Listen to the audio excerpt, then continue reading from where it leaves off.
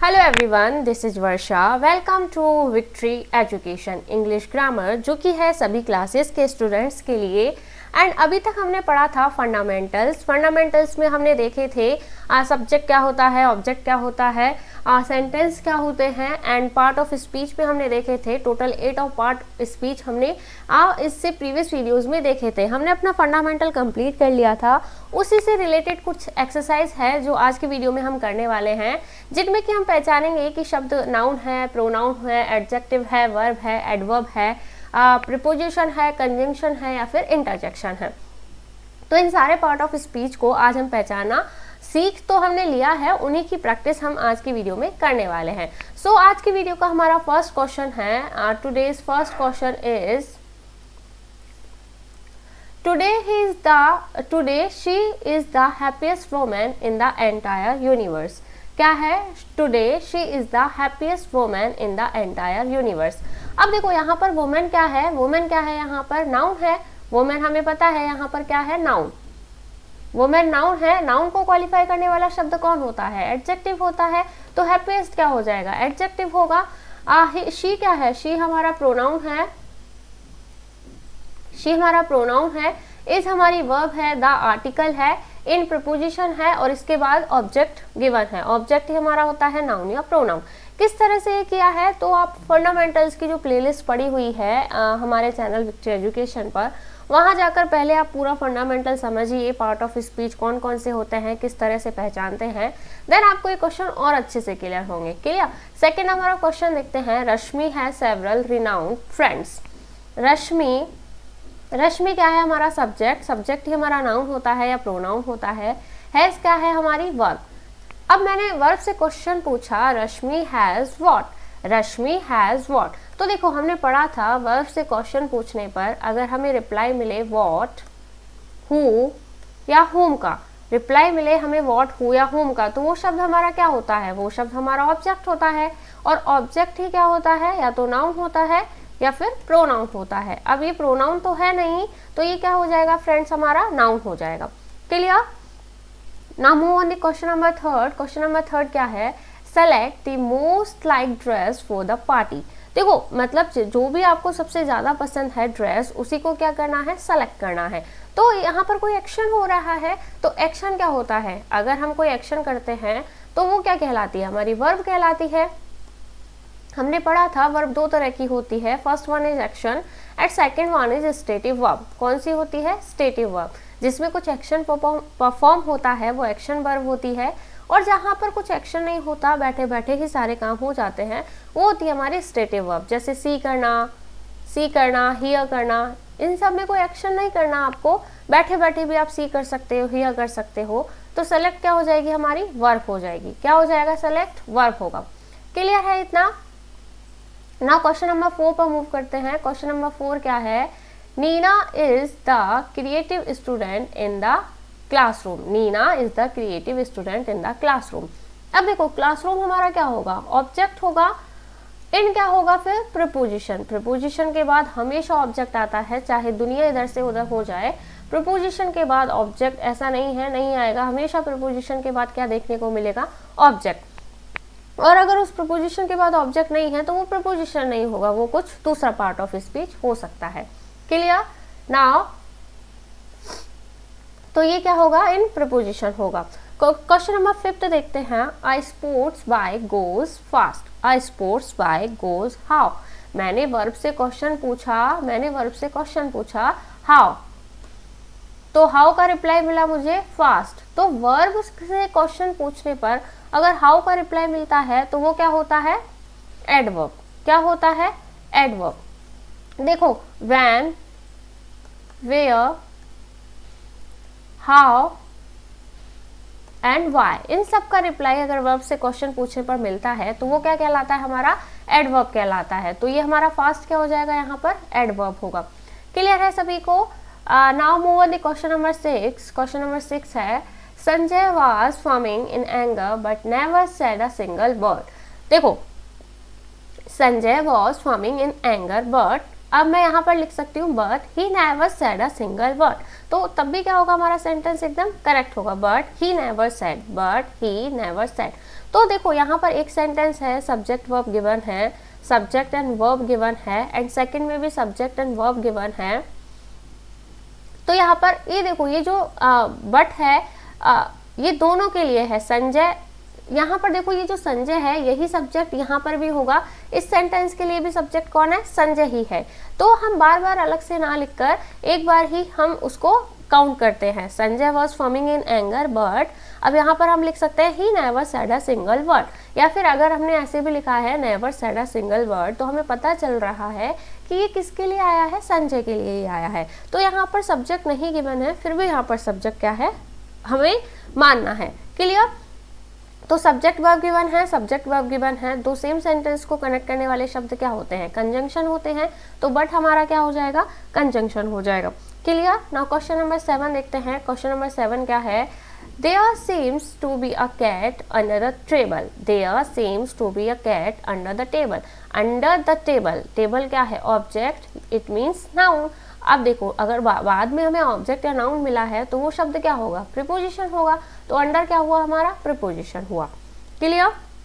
Question number 8 है, my relative reside in a tiny clustered blaze above the stream of water. Above what, above what, what का reply है ना, तो ये क्या हुआ, हमारा नाउन हुआ।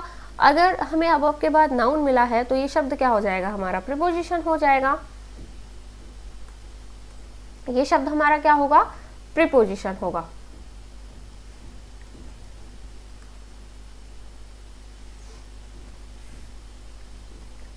नाउ क्वेश्चन नंबर 9 देखते हैं। सृष्टि कट हरसेल्फ, सृष्टि कट हरसेल्फ मतलब वो कट गई, उसने अपने आप को काट लिया, तो ये क्या होगा, यहाँ पर वर्ब होगी, कट क्या होगी, यहाँ पर वर्ब होगी। सभी को पता चल गया होगा ये वर्ब होगी। क्वेश्चन नंबर 10 देखते हैं।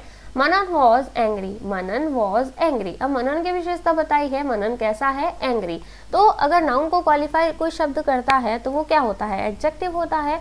Manan was angry because of the impolite behaviour, because of the impolite behaviour. Clear है? नाउ क्वेश्चन नंबर 10 हमने देख लिया, 11 पर मूव करते हैं। क्वेश्चन नंबर 11 क्या कहता है, क्वेश्चन नंबर 11 है, my friend said oh what a cold weather. तो देखो यहाँ पर ओ के लिए पूछा है, ओहो, तो ये क्या होगा, इंटरजेक्शन। हमने पढ़ा था हुर्रे, अलाश, ओ, ऐसे सारे शब्द क्या कहलाते हैं, इंटरजेक्शन कहलाते हैं, और इनके लास्ट में आपको क्या देखने को मिलेगा, एक्सक्लेमेशन मार्क देखने को मिलेगा, तो ये क्या हो जाते हैं, सारे इंटरजेक्शन। नाउ क्वेश्चन नंबर 12 देखते हैं। We got back home late at night but we didn't go to sleep immediately. We got back home late at night but, अब यहाँ पर बट आपको बताना है कि बट क्या होगा। बट देखो यहाँ पर फर्स्ट सेंटेंस में देखते हैं, सब्जेक्ट गिवन है एंड गॉट क्या है, हमारी वर्ब, वर्ब भी गिवन है।